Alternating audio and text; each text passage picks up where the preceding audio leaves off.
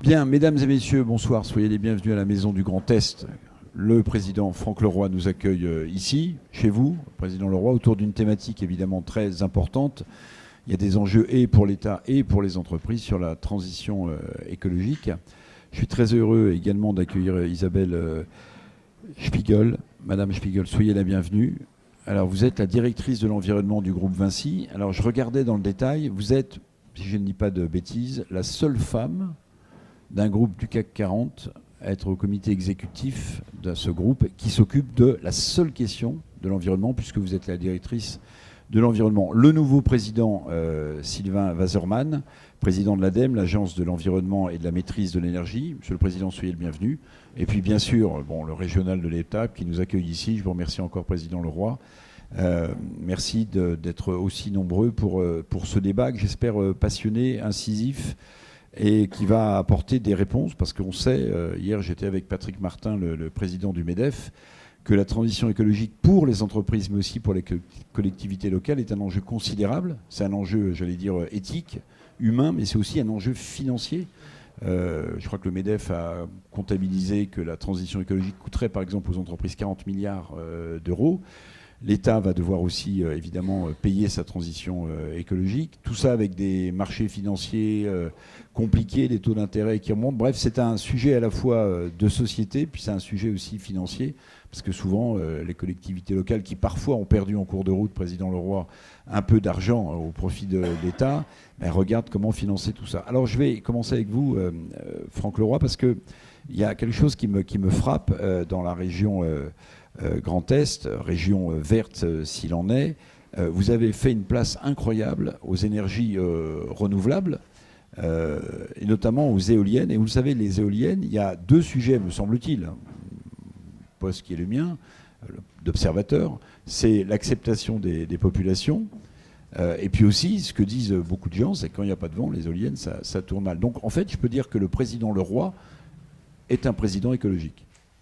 Alors je ne le suis pas au sens partisan, mais comme beaucoup d'élus, je m'informe beaucoup sur ce qui est publié, notamment par le GIEC et par tous les experts du climat.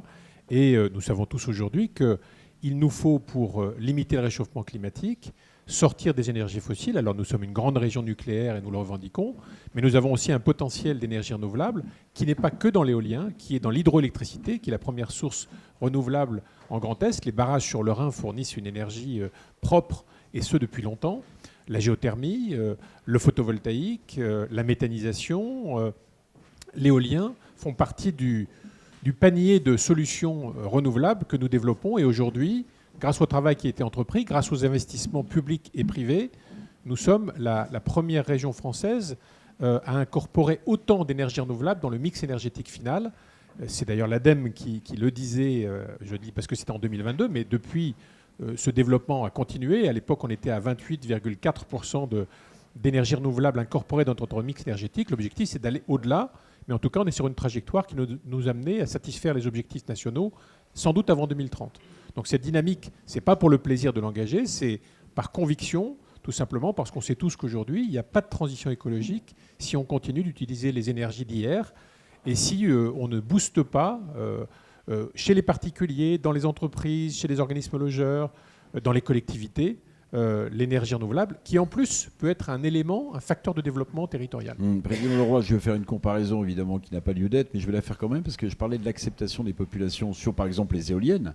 Bon, vous avez parlé de photovoltaïque, d'hydroélectricité, mais l'acceptation des populations, c'est un sujet pour tout à chacun. Que l'éolien soit offshore ou qu'il soit terrestre, c'est un sujet. Vous savez, on parle beaucoup de sécurité, de prison, mais la plupart des maires qui réclament par exemple plus de sécurité, ils ne sont pas pour l'installation d'une prison chez eux. Les éoliennes, c'est pareil. Les énergies renouvelables, on est tous pour, on comprend bien l'intérêt que ça représente, mais avoir une éolienne terrestre ou offshore devant ses fenêtres, c'est pas si simple.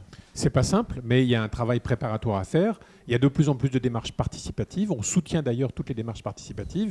Et je peux vous garantir que partout sur les territoires où les démarches participatives ont été engagées, où les particuliers, où les collectivités, les communes ont pu prendre des parts dans les champs d'éolien, dans le capital des sociétés d'énergie renouvelable, il s'y retrouve largement aujourd'hui et comme par hasard, l'acceptabilité est nettement meilleure.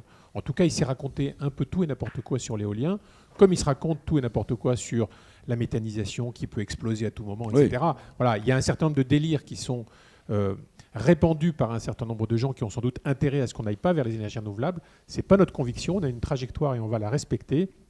Et je dois dire qu'on ne me jette pas des pierres quand je vais sur les territoires, et notamment là où il y a des éoliens. Et pour être un territoire... pour être le président d'un territoire, l'agglomération des Pernets, qui compte 48 éoliennes, j'ai jamais reçu un courrier depuis 6 ans sur les éoliennes. Aucun courrier. Aucun. Vous pourriez contrôler, aucun courrier. Ça veut dire que les gens vivent avec. Alors évidemment, il ne faut pas qu'il y ait une surconcentration ou un phénomène d'encerclement autour des villages, mais quand c'est bien pensé, quand c'est fait en association avec la population, ça fonctionne. Les communes sont heureuses et les habitants ne se plaignent pas. Sylvain Azerman, vous avez un passé aussi politique. Alors c'est ça qui est intéressant. Vous avez cette double casquette, donc président de l'ADEME depuis juillet, et puis ancien vice-président de l'Assemblée nationale, député. Bon, vous avez un parcours politique. Depuis juillet, vous avez entrepris une démarche qui me semble originale, puisque le président Leroy parlait de territoire.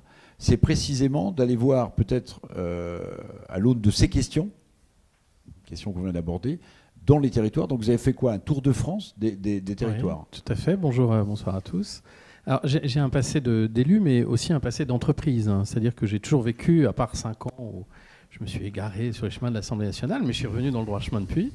J'ai toujours vécu dans le monde de l'entreprise. J'ai toujours développé, à côté d'un parcours d'élu, une vie d'entreprise et dirigé une entreprise d'énergie. C'est là à l'époque, où j'ai rencontré l'ADEME, pour vous dire, on parle souvent des rencontres. Voilà, c'était lorsque je dirigeais Gaz de Strasbourg, Réseau Gaz de Strasbourg, qui est une SEM de la ville de Strasbourg. GDS. Et vous parliez des entreprises, et je voudrais vraiment revenir sur ce que vous disiez, et puis je réponds à votre question, c'est promis. Vous disiez les entreprises, 40 milliards, la transition, etc. Moi, ma thèse que je développe, que je porte, et que je porterai vis-à-vis du monde économique, c'est que la transition écologique, c'est une incroyable opportunité de différenciation. Et de toute façon, il y a 2 faits qui s'imposent. Le premier, c'est que les collectivités qui font leur analyse de leur empreinte carbone, les grands groupes qui regardent leur fameux scope 1, 2 et 3, mais ils se disent que leurs sous-traitants, que leurs fournisseurs, il faut qu'ils se décarbonent. Parce que sinon, eux n'atteindront pas leur objectif. Et du coup, cette pression sur les fournisseurs fait que le risque, c'est d'être exclu de tous ces marchés, les marchés publics comme les marchés des grands groupes privés, si vous ne vous décarbonez pas. Et deuxième chose, la tendance de la finance verte, sur lequel tous les grands groupes financiers focalisent de plus en plus leur investissement sur les entreprises vertueuses. Ça veut dire qu'une entreprise qui aujourd'hui ne se décarbone pas, elle menace ses financements de demain.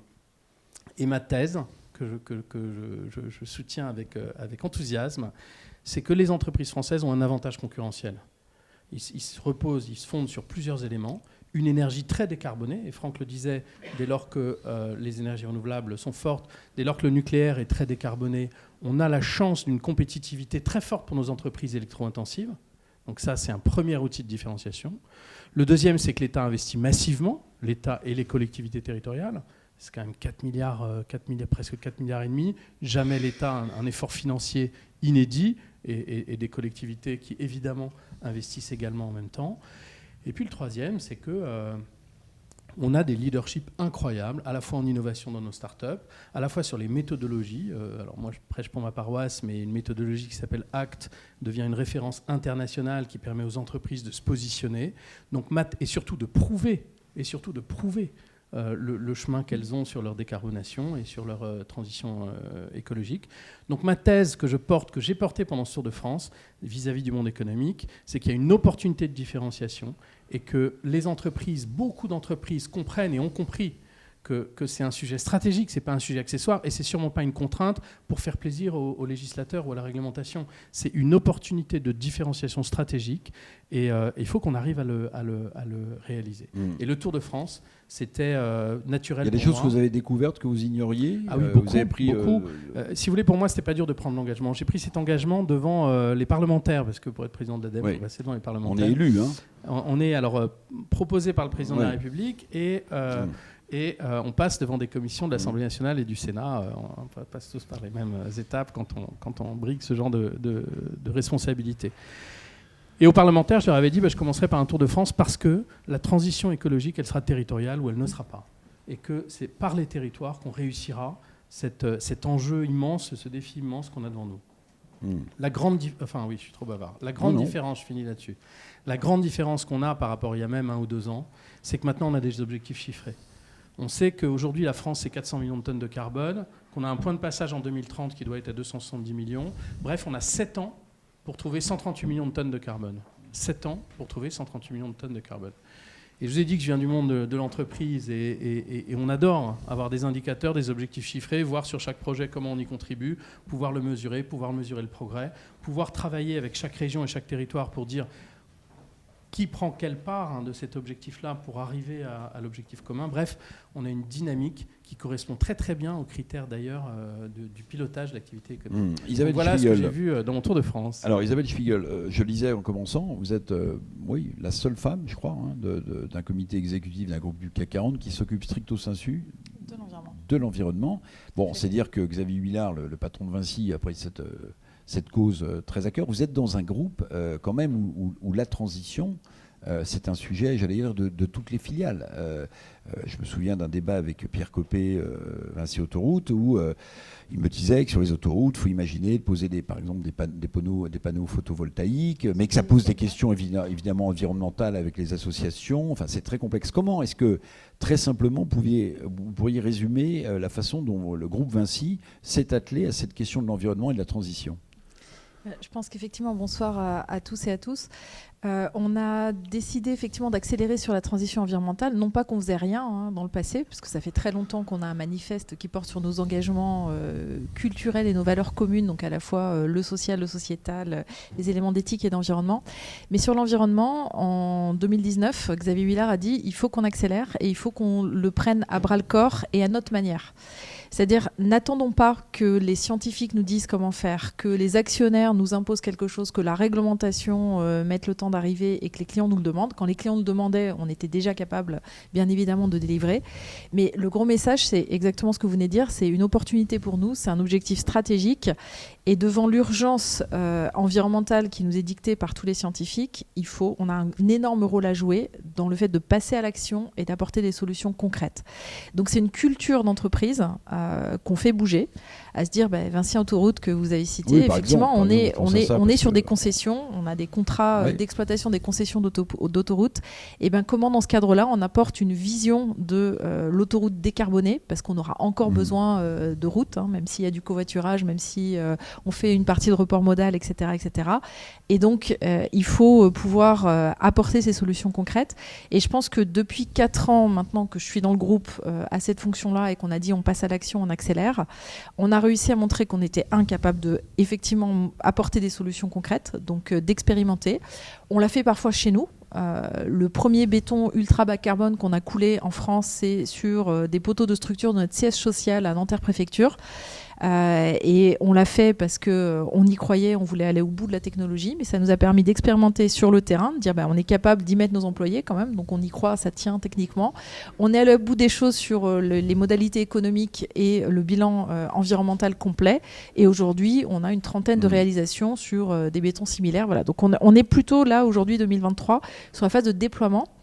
Par contre, le message, c'est qu'il faut encore accélérer le changement d'échelle, dans le sens où finalement, aujourd'hui, on a encore trop peu de clients qui nous demandent réellement des critères environnementaux, et la plupart du temps parce qu'ils ne savent pas quoi demander en fait. Madame Spiegel, juste une question. Vous avez parlé de technologie, on a l'impression que l'innovation au sens large peut être un secours utile pour cette transition. Vous avez d'illustres concurrents dans de groupes très puissants de BTP. Je pense à Colas, par exemple, qui avait imaginé à un moment donné un revêtement photovoltaïque pour recharger les batteries. Moi, je pense que tout ça... Mais est-ce que l'innovation, la technologie, c'est un sujet sur lequel vous travaillez aussi pour cette transition ? Oui, évidemment. Alors, on est une boîte d'ingénieurs et d'intrapreneurs également. Donc, en fait, on va démultiplier l'expérimentation technologique. Par contre, tout ne passera pas par la technologie et l'innovation. Donc, il y a une part de sobriété sur laquelle il faut avancer aussi. Mais effectivement, dans le béton bas carbone, c'est une vraie innovation. Dans le domaine de la route, si on reste sur l'exemple, on a développé Power Road, qui est en fait une route qui chauffe. Donc en fait, on a installé des tuyaux permettant de capter la chaleur de la route, de les stocker éventuellement en géothermie et de chauffer un bâtiment. Donc c'est finalement comment on remplit une double fonction avec une voirie qui peut être installée sur un parking, mais qui va alimenter un bâtiment collectif, gymnase, piscine. Voilà. Et on a des réalisations, y compris dans la région Grand Est, sur ce type d'innovation. Donc oui, on a besoin de ces éléments-là. Quand on fait des matériaux recyclés, il y a une partie effectivement aussi d'innovation, comment on va retraiter des matériaux. Et ça commence par l'ensemble de la chaîne de valeur, par le démontage, le curage des bâtiments pour être capable de récupérer les différents éléments et de les remettre dans la boucle du recyclage. Franck Leroy, je voudrais qu'on aborde aussi la question du financement, parce que j'ai cité le chiffre de 40 milliards. On sait que l'État a quelques soucis à se financer. Je rappelle que le budget 2024, il a été présenté avec un emprunt en 2024 pour l'État français de 285 milliards d'euros quand même. Donc la transition pour l'État et pour les collectivités locales, c'est un sujet. Vous êtes la région sans doute la plus verte, avec une véritable volonté de développer, vous l'avez dit, les énergies renouvelables. Comment est-ce que vous allez financer? Comment est-ce que vous financez tout ça? Alors il faut aussi dire quand même que ne rien faire coûtera aussi très cher. Et d'ailleurs, toutes les études et les assurances notamment produisent aujourd'hui des perspectives assez sombres en la matière. Si on ne prenait pas en compte cet objectif de limiter le dérèglement climatique, ça coûtera finalement beaucoup plus cher à l'économie et à nous tous que d'investir. Donc ça, je pense qu'il faut toujours le rappeler parce que effectivement, les montants que vous évoquiez à l'instant, ils effraient l'ensemble des acteurs, les acteurs du MEDEF. Effectivement, si les entreprises aujourd'hui doivent investir 40 milliards sur le sujet, et c'est sans doute peut-être 40 milliards par an, plus que 40 milliards, parce que la montagne qui est devant nous est tout à fait considérable, ne rien faire serait pire. On a aujourd'hui, j'en parle en connaissance de cause parce que je suis originaire du Pas-de-Calais, aujourd'hui les entreprises, elles ont 1 mètre d'eau. 1 mètre d'eau dans l'entreprise. Et c'est très directement lié au réchauffement climatique, au dérèglement climatique, puisqu'on subit aujourd'hui des phénomènes pluvieux. Demain, on subira des phénomènes de type canicule ou de type sécheresse qui obligeront des entreprises à cesser de produire même parce si qu'elles ont besoin d'eau dans leur process de historiquement, dans le production. Pas-de-Calais, ça a toujours existé. Oui, mais dans ces proportions-là, je suis de Boulogne-sur-Mer, on n'a jamais vu ça. Une zone industrielle qui est avec 1 mètre d'eau sur toute la zone industrielle, donc toutes les entreprises sont arrêtées pour un certain temps. Et donc, demain, les phénomènes de sécheresse risquent d'être aussi problématiques. On a beaucoup d'entreprises qui ont besoin de l'eau pour fonctionner. Je ne parle même pas de l'agriculture, où là, c'est quasiment vital. Et demain, le risque sécheresse sera un risque considérable. Toutes les études qu'on fait sur le Grand Est sur le sujet montrent qu'on aura grosso modo dans 30 ans autant de pluie sur l'année. Simplement, on aura de la pluie l'hiver et on n'aura pas de pluie l'été. Et pas de pluie pendant 2 mois ou 3 mois, ça veut dire que vous n'avez qu'une récolte. Donc tout le monde est en train de se préoccuper de cette question et il va de soi que ça devient, du coup, pour une région comme la nôtre, le premier facteur d'investissement aujourd'hui. On va mettre 450 millions d'euros dans nos lycées parce que la facture énergétique qu'on a pris dans les gencives, si je puis dire, il y a 1 an et demi, c'est 100 millions d'euros non prévus au budget à cause de la flambée des coûts de l'énergie. Donc si demain, sur nos lycées, on a du photovoltaïque, si demain, on fait de la sobriété énergétique de manière à réduire au maximum nos besoins énergétiques, on devient plus autonome, on ne subit plus les aléas du marché et on devient plus vertueux. Si demain, on développe ce qui est un axe fort de notre politique, le transport ferroviaire, en lieu et place d'une partie du trafic routier, du fret routier, etc., on devient vertueux et en même temps, on améliore la qualité de l'air dans nos agglomérations et on devient aussi un facteur... Mais sur la question du financement, Franck Leroy, comment est-ce que... C'est nos investissements principalement. C'est vos investissements. Nos investissements, oui. Le premier poste d'investissement aujourd'hui au niveau de la région, c'est les transports, mais l'éducation avec 450 millions d'euros sur la notion du lycée vert qu'on a développé, ce sont des exemples d'investissements extrêmement importants. On vient de créer une SEM pour développer les énergies renouvelables aux côtés de tous les acteurs des territoires. Société d'économie mixte.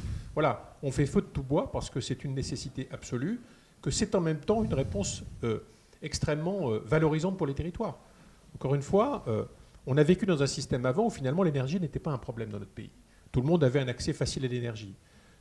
Quand le prix de l'énergie a flambé avec cette triste guerre d'Ukraine, tout le monde s'est rendu compte que l'énergie, finalement, elle nous coûtait aujourd'hui de plus en plus cher. Et comme par hasard, on découvre aujourd'hui des ressources énergétiques sous nos pieds avec la géothermie, sous nos toits avec le photovoltaïque, dans nos espaces ruraux avec d'autres types d'énergie, qui font qu'on peut produire localement notre énergie, donc on n'est plus dépendant des aléas des prix internationaux, que deuxièmement, on y gagne, et que si on a un peu investi dedans, on a un retour sur investissement qui est de plus en plus favorable, surtout dans un contexte où la flambée des prix de l'énergie fait que c'est incontrôlable et imprévisible.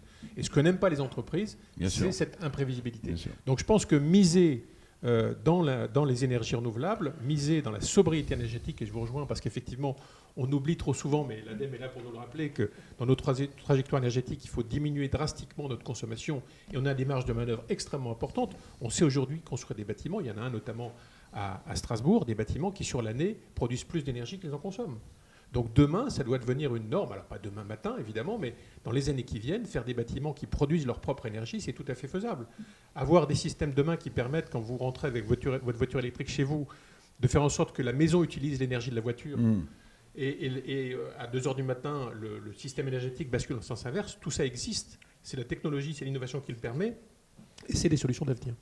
Sylvain Waserman, j'aimerais juste vous poser deux questions. La première, on avait une énergie décarbonée par définition, même si la question des retraitements des déchets du nucléaire est une question pendante, mais je crois qu'il y a des systèmes qui nous font progresser sur cette technique, mais on avait une énergie décarbonée totale qui nous donnait un avantage comparatif au sens de l'économiste Ricardo fort, qu'est l'énergie nucléaire.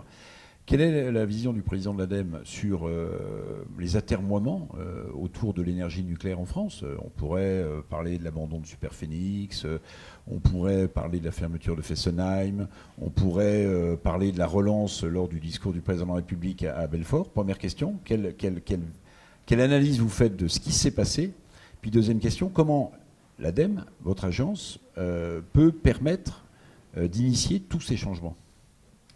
Alors, il y a deux points importants dans ce que vous dites. D'abord, oui, l'énergie électrique française est très décarbonée. Elle l'est par le nucléaire et elle l'est par les énergies renouvelables. Parce qu'on a des voisins qui ont réouvert des centrales à charbon, si absolument. Vous voulez, alors que les Grünen nous expliquaient, allemands, que l'énergie nucléaire, c'était condamnable. Mais absolument. Et donc, ça fait partie de l'avantage concurrentiel dont je parlais tout à l'heure. Si vous avez une entreprise française, elle est plus avantagée qu'une entreprise allemande, polonaise ou chinoise quand elle va conquérir un marché, pour tout marché qui est sensible à l'empreinte carbone. Donc ça, c'est le premier point. Donc c'est une chance. C'est une chance. Nous, à l'ADEME, on ne traite pas du mix énergétique. Ce qui nous importe, c'est la décarbonation de l'électricité qui est produite. Et sur ça, on est en avance. Après, je crois qu'il y a un point très important sur lequel je voulais revenir pour rebondir sur votre question initiale et sur les propos de Franck. Quand on dit investissement massif pour la transition écologique, oui, mais coût évité, ça c'est un point important que mentionnait Franck, et retour sur investissement.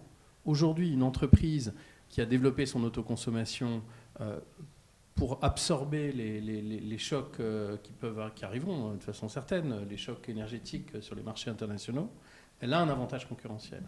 Il y a des entreprises qui ont failli mettre la clé sous la porte ou qui ont mis la clé sous la porte, qui ont failli parce qu'il y a eu des dispositifs d'aide très importants, mais qui ont failli mettre la clé sous la porte à cause de la crise en Ukraine. C'est absurde parce qu'en fait, en réalité, les solutions existent. Vous parliez des bâtiments à énergie positive ou qui sont producteurs d'énergie. Il faut bien comprendre que la transition écologique, à 65%, à près des 2/3, c'est juste, entre guillemets, développer les solutions qui marchent. C'est juste ça, je mets des guillemets. Enfin, on n'est pas en train de parler de choses, on n'est pas en train de parler de science-fiction. C'est juste déployer des solutions qui marchent, qui sont finançables, qui ont des retours sur investissement. Enfin voilà, donc c'est ce qu'on appelle, c'est pas un très joli mot, mais la massification des solutions. C'est vrai dans beaucoup de sujets. C'est vrai, par exemple, pour la géothermie de surface. Ça, c'est des technologies qui sont excellentes d'un point de vue de rendement. Vous savez, on fait quelques puits de 90 mètres. Ça permet d'utiliser la température du sol à 13-14 degrés. En été, ça rafraîchit. En hiver, ça réchauffe. Et les PAC, les pompes à chaleur, sont beaucoup plus efficaces parce que l'ampleur de température à faire évoluer est relativement faible. Donc si on prend ces technologies-là, elles sont peu développées en France. Il y a des raisons de marché pour ça, parce que notamment la brique forage ne fonctionne pas bien. Et c'est là où les acteurs publics, les régions, l'ADEME, les acteurs publics peuvent apporter Le président de la République s'est engagé, il a parlé des pompes à chaleur, il a souhaité qu'on développe une filière en France de pompes à chaleur. Et donc on a toutes les cartes en main. Maintenant, il faut les opérer de façon massive, généraliser massivement les solutions qui marchent. Et c'est ce que font les acteurs régionaux, c'est ce qu'essaye de faire l'ADEME, c'est ce que font beaucoup d'entreprises. Et moi, je voudrais quand même porter une réflexion que je voudrais mettre dans votre esprit. Regardez il y a 3 ans et comparez à aujourd'hui. Oui. Et vous verrez l'accélération incroyable sur la thématique de la transition écologique. Mais M. Waserman, sur la première partie de ma question, je n'ai pas tout à fait compris votre analyse sur la situation du nucléaire en France. Oui, je ne vais pas faire l'exégèse du nucléaire. Moi, ce que je constate aujourd'hui... Est-ce qu'on a fait des erreurs ? Ça peut se dire. Tout le monde fait des erreurs. Si vous ne faites rien, vous ne faites pas d'erreurs. C'est une certitude. Maintenant, il y a énormément de choses positives qui sont faites. Et quand vous disiez la France avait une énergie nucléaire, non, la France a une énergie nucléaire qui peut avoir certaines problématiques avec des maintenances de réacteurs, etc. Mais enfin, la France a une énergie décarbonée, une électricité nucléaire et renouvelable décarbonée. Donc vous voyez, il faut voir l'aspect positif. Enfin, j'ai commencé. D'accord. Donc on retombe sur nos pattes, on va rattraper le temps perdu. Mais le temps perdu par rapport à quoi ? Je vous dis que en réalité, notre électricité est beaucoup plus décarbonée que l'Allemagne, la Pologne et la Chine. Oui, ça c'est sûr. Donc ne nous projetons pas dans 10 ans. Je vous dis, l'avantage concurrentiel, il est maintenant. L'avantage concurrentiel, il est maintenant. Il faut le saisir, il faut s'en emparer. C'est ce que vous faites à Vinci en se disant, c'est pas accessoire à ma stratégie, c'est pas une contrainte que je subis. Il faut être dans cette phase d'anticipation. Et c'est l'intérêt stratégique des entreprises, je le crois, et du monde économique. Alors Isabelle Spiegel, territoire, entreprise, vous êtes aussi une régionale de l'État, vous êtes de la région Grand Est, de Langres, ça ? Exactement, voilà. Ouais. Alors, à ce stade du débat, qu'est-ce que vous voyez comme peut-être solution applicable à la lumière de ce que vous faites chez Vinci, qui pourrait intéresser la région du président Franck Leroy ? Il y en a beaucoup, heureusement. Parce que je partage complètement les propos qui viennent d'être dits sur le fait qu'il y a énormément de solutions qui sont déjà à notre portée. Donc bien sûr, il faut continuer à innover et la technologie va continuer à nous pousser plus loin et jusqu'à ce qu'il faut faire d'ici à la neutralité carbone en 2050 au plus tard. Mais par contre, aujourd'hui, on a beaucoup de freins et de barrières qui sont juste sur « je ne sais pas que ça existe, j'ai peur du changement, je ne sais pas comment faire marcher quelque chose dont le modèle économique n'est pas encore abouti aujourd'hui ». Et c'est là-dessus aussi qu'il faut démultiplier les expérimentations, les efforts, la popularisation quelque part d'un certain nombre de technologies et de solutions. Donc j'ai envie de rebondir d'abord sur le sujet des risques physiques, climatiques et l'adaptation. Parce que c'est un domaine sur lequel, oui, les assurances nous disent que les prix vont augmenter, voire il y a un certain nombre d'ouvrages, d'infrastructures, de bâtiments qui ne seront plus, ou de zones géographiques qui ne seront plus assurées à l'avenir. Mais on n'a pas de modèle économique clair et net. Et aujourd'hui, nous, on construit et on exploite des infrastructures. Alors celles qu'on exploite, c'est-à-dire les autoroutes, les aéroports, je dirais qu'on a fait nos analyses de risque. On est capable de prévenir un certain nombre de choses et puis de faire face à des crises et de revenir à la normale le plus vite possible, parce que ça va être ça, l'adaptation aux événements physiques, climatiques extrêmes. Par contre, aujourd'hui, dans le domaine de la construction de nouveaux ouvrages, on a très très peu de demandes qui sont autour de ces événements climatiques extrêmes qui vont avancer. Alors il y a peut-être juste un petit point qui commence à prendre en France effectivement depuis 2 à 3 ans, c'est les îlots de fraîcheur en ville. Donc sur les îlots de fraîcheur en ville, ça c'est un des exemples sur lequel je peux dire oui, effectivement, remettre de la nature en ville. Et chez nous, ce qui est assez intéressant dans nos métiers, c'est qu'en fait, mettre des cailloux et de la terre ensemble pour faire des routes, on sait faire depuis très longtemps. Donc le faire pour refaire des terres arables, des jardins, etc., en fait, on prend les mêmes compétences, on réfléchit différemment et on va être capable d'agréger effectivement ces minéraux avec des capacités de rétention d'eau à certains endroits, avec une réflexion autour des réseaux d'eau. On ne va plus faire des réseaux d'eau de pluie qui partent directement dans la rivière, mais se dire comment réinfiltrer dans les sols aussi une partie. Donc en fait, c'est des compétences techniques qui sont à notre portée dans nos métiers. On rajoute une compétence d'écologie, donc on a en partie, mais je dirais pas partout, pas dans tous les territoires. Et effectivement, on va adapter. Ça concerne le Grand Est ? Ça concerne le Grand Est, ouais. Bien sûr. Oui, on a de la renaturation en fait d'un certain nombre de sites, notamment de friches industrielles. Et donc c'est par exemple aussi, nous la branche immobilier du groupe Vinci Immobilier a pris un engagement de 0 artificialisation nette à 2030. Des sols. Donc des sols en avance par rapport à la loi climat et résilience. Et ça peut se faire parce qu'on a accès à des friches industrielles industriels qu'on va être capable pour partie de redévelopper économiquement, pour autre de renaturer. Donc ça veut dire que c'est vraiment tout un plan de renaturation derrière. Dans la région, j'ai parlé tout à l'heure du béton bas carbone. Voilà, on a un exemple parce que j'étais très récemment avec les patrons exactement de la région Grand Est, donc à Dombasle-sur-Meurthe. On a une usine Solvay sur laquelle on met en œuvre pour la première fois du béton très bas carbone sur la région. Donc c'est plutôt de la démultiplication sur des objets différents. Parce qu'on a montré que ça marchait sur des premiers ouvrages. Et là, c'est continuer à le démultiplier sur le terrain pour ne pas avoir peur de ce changement, en fait, de se dire, voilà, je ne maîtrise pas toute la technique, ou certains ne maîtrisent pas toute la technique. Et donc, les pas de côté, ils sont à faire là-dessus, sur des nouveaux matériaux, des nouvelles techniques. Ils sont à faire sur des contrats également. Le raisonnement as a service ou l'approche de performance, en fait, sur la sobriété, ce qui a fait que tout le monde s'y est mis, c'est bien l'augmentation de la facture énergétique. C'est parce que tout d'un coup, il y a un retour sur investissement qui n'était plus à quelques 10 ans ou plus, mais beaucoup plus court. Là, effectivement, c'est là-dessus qu'il faut qu'on continue à travailler ensemble dans une gestion de portefeuille, dans des alliances, partenariats publics-privés ou multi-acteurs. Mais ça, c'est nouveau, en fait. Et c'est vraiment la réflexion environnementale qui nous pousse tous, acteurs privés-publics, à se dire, on n'a plus le temps d'attendre. On ne peut pas faire chacun dans notre coin des trucs en concurrence avec les autres et essayer de garder une longueur d'avance. Non, la longueur d'avance, on l'a en réfléchissant au sein d'un écosystème. Et l'intérêt après de nos métiers, c'est qu'on est extrêmement multilocaux. Donc on va s'associer au niveau d'un territoire.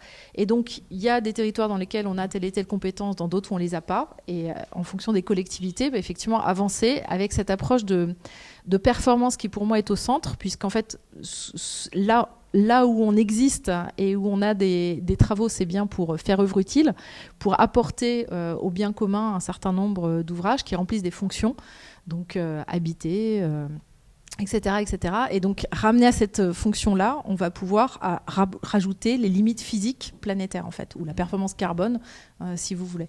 Et quand on le raisonne comme ça, en rajoutant cette équation-là, c'est aussi très largement vivable d'un point de vue économique. Franck Leroy, ça veut dire qu'il faut que les collectivités locales travaillent aussi avec les innovations des grandes entreprises. Quand on construit un nouveau logement, il n'y a pas seulement le coût, il y a ce que ça va changer sur l'impact environnemental. Ah, totalement. D'abord, on a la contrainte du zéro artificialisation net. Donc demain, il va falloir construire plus compact, aller réutiliser dans notre région, on a 18 000 hectares de friches.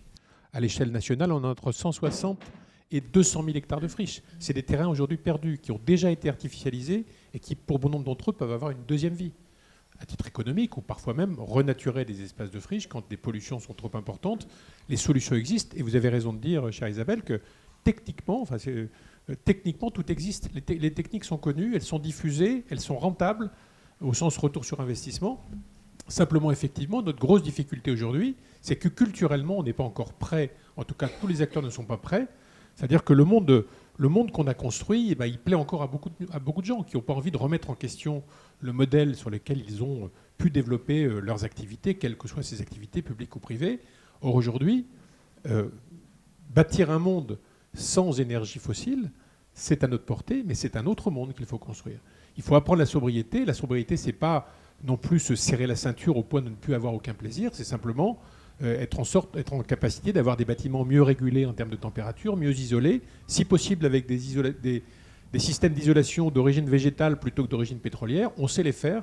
Et en Grand Est, la bioéconomie, c'est aussi développer la laine de bois, la laine de chanvre, réutiliser. Je vous donne un exemple très local à Épernay, dont j'ai été maire. Un certain nombre d'années, le bâtiment le mieux isolé d'Épernay, il est fait avec de l'isolant fait à base de vêtements qui ont été déchiquetés parce que souvent souillés et compactés, et ce bâtiment est le plus performant. Donc avec nos déchets, demain, on sait isoler des bâtiments. Voilà, les solutions, elles existent par milliers, elles ne sont pas chères aujourd'hui, elles ont été boostées par le fait qu'effectivement la crise énergétique a fait que tout le monde s'intéresse maintenant sur les coûts d'énergie de son entreprise ou de sa collectivité, alors qu'avant, voilà, ça représentait 1, 2, 3% du chiffre d'affaires. Ce n'était pas si important que ça. Quand ça a flambé, tout le monde s'est mis à rechercher des solutions. Et ces solutions, elles existent. Et l'ADEME, en plus, est pour nous un acteur extrêmement essentiel parce que l'ADEME a développé des études et un savoir dans un grand nombre de domaines qui fait qu'aujourd'hui, quand on se tourne vers l'ADEME ou vers des acteurs comme l'ADEME vers ces régions, par exemple, on a des solutions qui ont été expérimentées, qui sont validées, qui sont parfaitement valables pour tous. Monsieur Wesermann.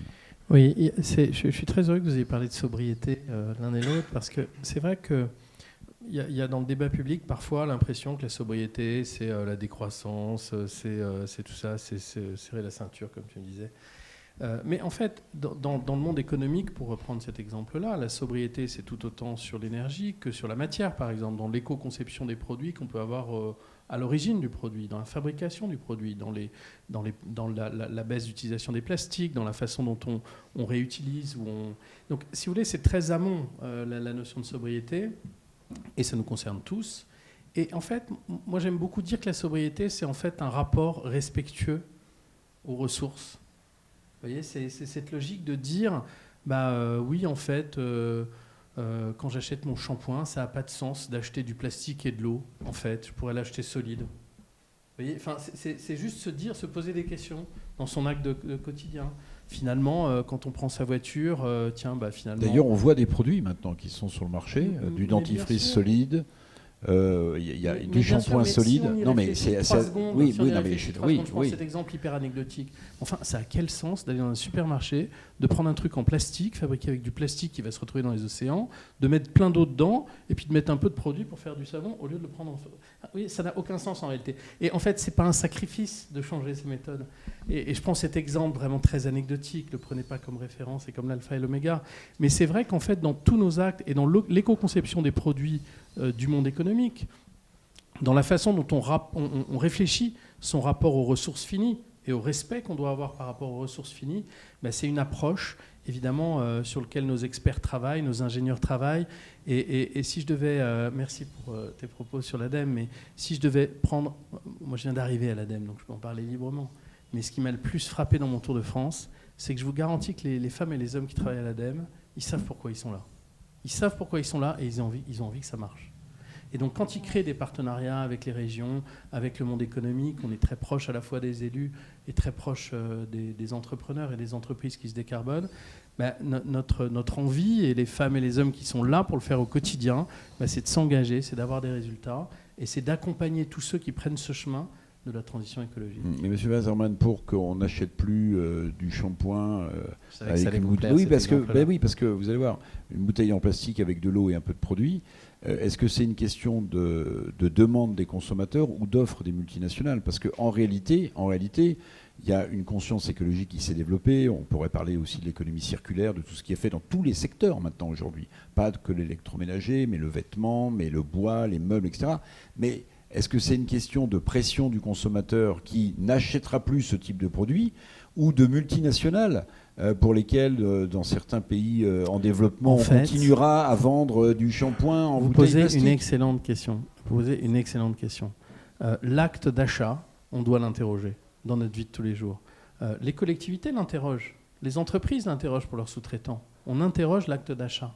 Et l'acte d'achat, acheter un matériel qui est plus réparable, acheter un produit qui est plus respectueux des ressources, c'est une tendance lourde. Oui, je crois que l'acte d'achat va évidemment impacter sur l'offre. C'est-à-dire qu'il faut pas, on n'est pas obligé de subir. Le message, c'est qu'on est acteur. Donc évidemment, on pourrait voir, telle marque nous fait tellement de bouteilles plastiques que de toute façon je vais prendre... Non, on est responsable, on est acteur, concept de consommateur. On prend notre destin en main, et l'acte d'achat, que ce soit l'acte d'achat des entreprises, des collectivités ou des individus, chacun d'entre nous, il est important. Mais vous êtes d'accord pour dire qu'on n'en est pas encore tout à fait là? On est très motivé. On est très motivé sur le commerce court, par exemple, en ce qui concerne l'alimentation. On voit bien que tout ce qui est développé. L'idée d'acheter un dentifrice solide, moi j'en ai chez moi, c'est une idée quand même assez... Mais vous avez raison, mais faisons un petit test. Aujourd'hui, il y a des outils pour mesurer son empreinte carbone. Vous savez, on dit les Français, ça pèse 8 tonnes, 10 tonnes. Je peux vous demander, là, ici dans la salle, combien a fait le test vraiment de passer 1 heure ou 2 à faire son empreinte carbone? Répondez-moi sincèrement. Voilà. Et vous voyez, dans un an, tout le monde lèvera le doigt. Dans un an. Tout le monde lèvera le doigt. Parce que commencer par le point zéro de se dire, allez, plutôt que de regarder ma série Netflix aujourd'hui, je vais passer 1h30 et je vais essayer de voir combien je pèse réellement. Tu vois, ça, vraiment, les yeux dans les yeux avec, face à mon smartphone ou mon ordi, et je vais me poser la question de combien je pèse. Parce que la suite, c'est quoi? C'est de faire les 10 premiers pourcents. C'est de se dire, tiens, bon, allez, ok, je regarde. Ah ouais, je suis encore mal isolé là-dessus. Bon, je vais faire mon isolation. Je vais le faire cette année parce que j'ai toujours repoussé. Je vais le faire. Et là, je vais gagner combien? Parce que vous pouvez simuler maintenant. Je change, je décarbone mon énergie. Je passe du gaz naturel à une PAC électrique, par exemple. Ou alors, finalement, je prends moins ma voiture pour aller travailler. Tout ça, en fait, on arrive à mesurer l'impact sur notre empreinte carbone. Donc, dans un an, là, quand on refera la même réunion, je suis sûr que tout le monde lèvera le doigt, qu'on aura tous fait notre empreinte, qu'on aura tous pris ce temps-là pour se dire finalement, chacun compte. Et comme vous le disiez très bien, c'est la responsabilité d'abord individuelle de chacun de se dire, bon, allez, maintenant, c'est maintenant qu'il faut le faire. J'en ai beaucoup entendu parler, j'en parle maintenant, allez, je me prends une soirée, je fais mon empreinte carbone et je commence par mes 10 premiers pourcents. Et je finis juste par une chose. 10% de 65 millions de Français, ça fait 65 millions de tonnes. C'est la moitié des 130 millions de tonnes dont je vous parlais tout à l'heure. 138 millions de tonnes. 138, 138. Dans le même registre. Je m'arrangerai pour les 8 millions de tonnes qui restent. Mais vous voyez, tout ça est à portée de main. Oui. Tout ça est à portée de main. Les 50 entreprises les plus carbonées, les 50 sites les plus carbonés, c'est 44 millions de tonnes. Donc vous voyez, tout ça est à portée de main. Il ne faut pas en faire un Everest. C'est bien sûr un défi. Bien sûr, il faut se remettre en cause. Bien sûr, il faut repenser nos modèles. Enfin, on est capable de le faire et c'est à portée de main. On peut citer l'exemple d'EcoWatt. L'année dernière, à cette période, on était tous en train de télécharger l'application EcoWatt. Ça a marché, on a fait 12% d'économie d'énergie. On a décalé le démarrage du lave-vaisselle à minuit plutôt que de le faire démarrer à 8h ou 8h30 après le repas. Et c'est des petits gestes comme ça qui, mine de rien, multipliés par 65 millions d'habitants, font des résultats extraordinaires. Et très sincèrement, que la machine tourne entre minuit et 2h du matin ou entre 8h et 10h, ça ne va pas nous priver du plaisir, non pas de l'entendre, mais de faire autre chose en même temps. Donc voilà, c'est des petits gestes comme ça, c'est une somme de petits gestes comme ça. Il y en a dans le monde de l'entreprise, dans le monde des collectivités, on fait la chasse au gaspillage un peu partout. On a fait par exemple le triathlon dans les services de la région. On a consacré une journée au tri dans les bureaux, le tri papier et le tri numérique. Parce que le tri numérique sur les ordinateurs, ce qu'on traîne comme anciens mails, comme données qui consomment de l'énergie, c'est colossal. À l'échelle de la France, je ne sais pas ce que ça représente, mais bon, nos agents, pendant une journée, avaient l'obligation de faire que du tri.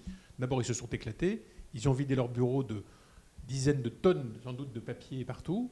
Ils ont nettoyé les disques durs de leurs ordinateurs. Et aujourd'hui, on a une empreinte qui est meilleure. Ça ne coûte rien à faire. Mais c'est des petits gestes comme ça qui, accumulés les uns aux autres, nous permettent, mine de rien, d'avoir à l'échelle d'un individu un petit résultat, mais multiplié par 65 millions, ça fait tout de suite des résultats colossaux. Et c'est ça le monde de demain, c'est de redevenir un petit peu sensé, un peu plus sobre, c'est pas se priver des plaisirs de la vie. Je voulais rebondir effectivement sur la notion de sobriété. Il y a deux notions que j'adore derrière, c'est la fonction et la performance. Je les ai déjà citées. Mais en fait, quand vous dites, vous prenez l'exemple de la bouteille de shampoing, c'est de se dire, voilà, ce qu'il faut, la fonction, c'est bien de se laver, en fait, quelque part. Et donc, il faut remettre ça au centre et équiper, en fait, chaque citoyen des bons indicateurs pour effectivement être capable de mesurer la performance. Et on en manque. On n'a pas du tout une culture de la comptabilité carbone suffisamment développée, ni dans le monde public et de citoyens et privés. Mais ça va nous aider sur des questions aussi d'acceptabilité. Et je voulais vous parler d'une approche marketing qu'on a sur des matériaux recyclés, qui rebondit aussi un petit peu avec le débat qu'on a eu au départ autour de l'éolienne, le nucléaire, etc. Le côté acceptabilité de nouveaux matériaux parfois, etc. On est confronté à la difficulté parfois de vendre du matériau recyclé parce qu'il s'appelle recyclé. Donc il y a l'idée de moins bonne qualité ou de le recycler va être moins cher parce que c'est de la seconde main en gros. C'est un truc d'occasion. Et donc on s'est dit, on va miser avec une approche marketing, qui voilà, c'est la marque OGEO chez nous qu'on a lancée, et on dit ce qu'on vous vend c'est de la performance. Donc en fait on a des produits qu'on va assemblés ensemble à partir de gisements locaux. Donc on vend du local par contre. Donc il y aura du vierge, il y aura du recyclé. On ne vous dit pas en première approche, si vous ne le demandez pas, dans quelle proportion. Par contre, on vous vend vraiment cette fonction et cette performance. Et on essaie de remettre aussi le débat là-dessus, à se dire, voilà, by the way, au passage, on fait de l'environnement parce qu'il y a une proportion recyclée et ça nous permet de développer des nouveaux matériaux. Mais je dirais qu'on va avoir besoin de démultiplier l'ensemble de ces approches. Parce qu'en fait, l'approche de shampoing solide va plaire à une certaine partie de la population. D'autres ne vont pas vouloir en entendre parler quand on va leur dire on va vous enlever la voiture ou passer à l'électrique. Et donc, il faut toucher quasiment individuellement chacun avec les bons gestes. Mais je crois que vous insistez sur un point extrêmement important. Je crois personnellement, c'est ma philosophie de pensée ou de vie, qu'il faut laisser la liberté aux gens de choisir leurs 10%, leurs 20%, leurs 30% d'augmentation. Vous voyez, vous pouvez être attaché à voyager à l'étranger. Alors on va dire l'avion, c'est pas bien, ok. Mais vous pouvez aussi compenser par des efforts sur votre isolation de maison, sur d'aller plus à pied au bureau ou en transport en commun. Donc chacun doit choisir son équation. Et c'est vrai que on va braquer les gens si on dit voilà, tu es obligé de faire A, B, C, D, E, et puis après tu te dis mais alors qu'est-ce qui me reste comme possibilité? Donc faisons nos choix, assumons-les, et puis ayons cette liberté de le faire avant que les circonstances nous l'imposent par le dérèglement climatique majeur. Alors avant peut-être de passer la parole à la salle dans quelques instants, j'aimerais qu'on aborde la question de la réglementation autour d'un exemple que j'ai en tête, Madame Spiegel. Je vais revenir à Vinci Autoroute. La volonté de mettre des panneaux photovoltaïques, comme me l'expliquait Pierre Coppet. Mais pour préserver l'environnement, il faut parfois se heurter à une réglementation de l'environnement qui est absolument solide et fondée. Par exemple, si vous voulez mettre un panneau photovoltaïque et vous traversez un marais, alors je ne sais pas si Pierre Coppet prenait cet exemple-là, du rouge-gorge, vous allez vous heurter à une réglementation qui préserve évidemment le milieu naturel de cet oiseau rare, alors que vous voulez mettre en place des panneaux photovoltaïques qui assureraient une transition écologique intéressante. La question de la réglementation est intéressante. Mon exemple, il est concret. L'exemple est concret. Effectivement, on est face à beaucoup d'injonctions qui ne marchent pas toujours ensemble parce qu'on a réglementé de façon différente. Le premier haut exemple, c'est les normes. En fait, on a certaines normes métiers qui nous poussent, par exemple, pour éviter les effets de retrait gonflement d'argile, de mettre plus d'acier.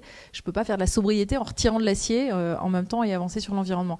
Donc en permanence, on est confronté à ces injonctions contradictoires de pour réglementer quelque chose, on a développé des textes, etc.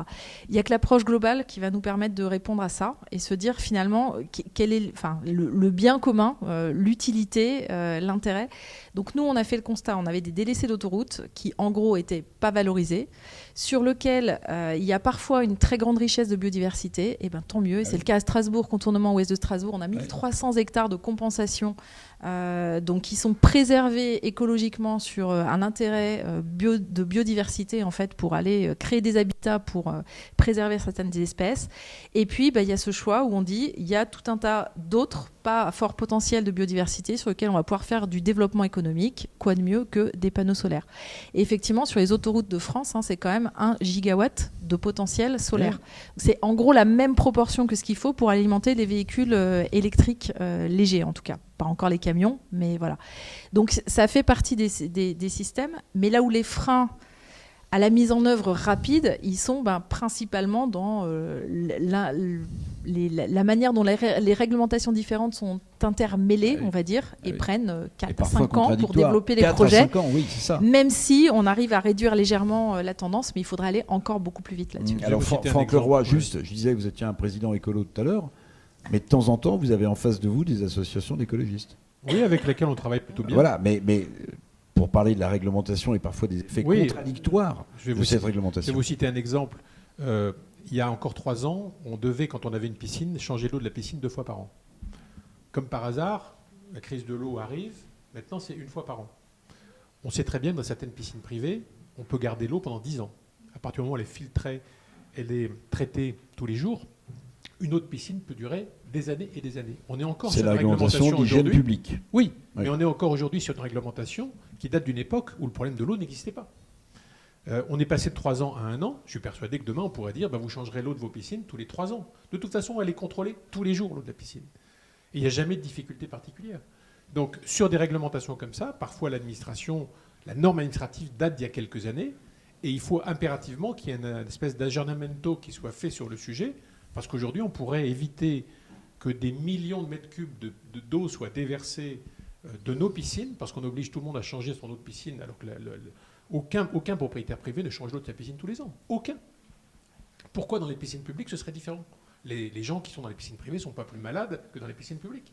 Donc ça, c'est des réglementations qui, à mon avis, doivent être changées. Ça coûte 0 €. Ça fait faire des économies d'eau considérables. On consomme tous moins d'eau. On préserve cette ressource en eau qui est essentielle. Voilà. une idée comme celle-ci, vous en avez cité d'autres, mais je pense qu'on pourrait en trouver 50 dans la salle en 2 heures de temps. Et c'est le bon sens même, c'est simplement assouplir la réglementation, permettre, par exemple, je me suis heurté, c'était il y a un certain temps, je pense que les choses ont évolué. Il y a 12 ans, je me suis heurté dans mon département à l'administration qui refusait qu'on utilise les eaux de pluie pour les toilettes. Parce que on est très en retard en France par rapport à d'autres pays sur la récupération des eaux de pluie. Ouais. Je lui ai dit, le jour où vous trouverez un gamin qui va boire l'eau de la cuvette des toilettes, vous me le présentez, mais c'est un gamin qui a un problème. Mais voilà, c'était évident dans le département d'à côté, dans l'Aisne c'était autorisé, dans la Marne c'était interdit. Voilà, des trucs comme ça, des aberrations comme ça, il y en a par dizaines de milliers. Je jette pas la pierre à l'administration, mais notre système a fabriqué la norme, et malheureusement, il a beaucoup plus de mal à faire évoluer la norme en fonction des besoins du climat aujourd'hui. Ça tombe bien, vous avez un ex-législateur à vos côtés, alors, je vais qui est défendre président de l'ADEME, qui je sait que les normes administratives elles sont parfois lourdes. Ouais, Donc, non mais dites-nous comment vous percevez ce sujet, qui est un vrai sujet. J'ai pris l'exemple du photovoltaïque. Puis deuxième question, parce que c'est important, la récupération des eaux de pluie, en France, on est très très en retard par rapport à des tas de pays qui historiquement ont de l'eau très rare. Tout à fait. En fait, 2 choses. D'abord, l'exemple que vous preniez sur les panneaux photovoltaïques et la biodiversité est très intéressant. Mais comme vous êtes groupe Vinci. En fait, il y a quand même le bon sens. On a signé la semaine dernière avec Alain Bougrain-Dubourg, président de la LPO, une convention entre eux et nous. Qu'est-ce qu'on va faire ? On va essayer de définir au niveau national des zones rouges, oranges, vertes sur les migrations principales des oiseaux, sur les espèces menacées, etc., pour pouvoir proactivement, avant d'être embourbé dans un conflit dur, se dire, tiens, cette zone de NR, finalement, elle a très peu d'impact parce qu'elle est en zone verte, donc allons-y. Par contre, attention, là, on est en zone rouge, donc de toute façon, on va dans le mur, parce qu'on va... Donc, soyons raisonnables, on n'a pas... utiliser tout notre... On serait à la limite de 99% d'utilisation de notre potentiel. Mais ce n'est pas le cas. On a largement de quoi mettre nos ENR au bon endroit. Et d'ailleurs, dans la législation, le législateur a pris une décision très importante dans la loi d'accélération sur les ENR. Elle a dit à chaque maire, finalement, puisqu'on parle de l'effet NIMBY, c'est-à-dire pas dans mon jardin, allez faire vos ENR ailleurs. Chaque maire, maintenant, à l'échelle de sa commune, peut/doit dire moi je suis prêt à accepter des ENR à cet endroit-là, à cet endroit-là. Monsieur le président de l'ADEME, et donc de purger les recours, de permettre au projet d'émerger avec moins de risques juridiques. Je remarque que vous êtes encore un peu un homme politique parce que vous ne répondez pas tout à fait à ma question. Ça, c'est pas la lourdeur des normes administratives, parfois des incohérences, protéger l'environnement et avoir un sujet environnement en face. Mais bien sûr, l'exemple de la LPO était quand même une réponse extrêmement claire à votre point. C'est-à-dire que prenons après ayons l'intelligence de faire les bons choix. D'adapter. Mais exactement. Et je regrette. Moi, j'ai eu un sujet avec des chauves-souris qui étaient dans un passage d'éoliennes. Les éoliennes, on pouvait les mettre 300 mètres plus loin, quoi. En fait, c'était pas un énorme problème, vous voyez. Sauf que quand vous faites votre éolienne, si vous n'avez pas la carte des rouges, oranges, verts que vous avez envie d'aller, parce que vous n'avez pas envie de vous clasher avec des associations écologistes qui vont de bonne foi ou défendre les oiseaux parce qu'il y a une espèce rare qui passera là. Alain Bougrain-Dubourg, je connais bien, n'est pas un fan absolu, parfois, des éoliennes. Et c'est pour ça que l'approche qu'on a choisie, qu'il y a des oiseaux qui sont tués. C'est pour ça que l'approche qu'on a choisie, c'est de cartographier la France en disant donnons les zones vertes sur lesquelles il n'y a pas de risque sur la biodiversité. Donc allons-y, sur ces zones vertes, il n'y aura pas ce problème-là. Il y a d'autres réglementations, il y a d'autres sujets, mais il n'y aura pas celui-là. Parce qu'il y en a plein d'autres. Il y a aussi les couloirs aériens des avions militaires. Ça, c'est une contrainte sur les éoliennes aussi. Donc voilà. Et évidemment, les vents et la façon dont les vents évoluent. Donc, ayons cette intelligence-là, mais finalement, c'est absurde de se dire qu'aujourd'hui, on plante nos éoliennes, entre guillemets, n'importe où, alors qu'on pourrait faire le travail amont, ce qu'on est en train d'essayer de faire et ce qu'on a lancé la semaine dernière avec Alain. On pourrait faire le travail amont de dire où est-ce que ces éoliennes sont le moins impactantes pour la biodiversité et pour les oiseaux. Donc vous voyez, tout ça, c'est du bon sens, c'est du respect de ce qu'il y a autour. Et il ne faut pas opposer fanatiquement les oiseaux aux éoliennes. Il faut juste trouver le bon compromis, de trouver la juste ligne de crête. Ce que je n'ai pas fait, monsieur le président de l'ADEME. J'ai juste souligné ça, parce que je connais Alain et pour la ses réglementation sur les éoliennes. Bien sûr. Alors, j'ai été au Parlement. Je sais la difficulté de l'exercice de simplification. C'est-à-dire que, vous savez, c'est comme les discussions de café. Vu de loin, tout est facile. Et plus on se rapproche, plus c'est compliqué. Donc s'il y a des réglementations, c'est aussi le risque minimum. Et parfois, le risque sanitaire, c'est multicritères. D'ailleurs, il y a beaucoup de lois qui naissent des différents lobbies avec des bonnes intentions. Hein. Les lobbies, c'est pas que les entreprises, c'est aussi les associations, c'est aussi les citoyens qui vont dire tiens, mais il faut réglementer telle chose pour mettre une limite. Bon, voilà. Donc on a effectivement une surréglementation. On a des sujets de simplification. Il faut choisir les bons combats.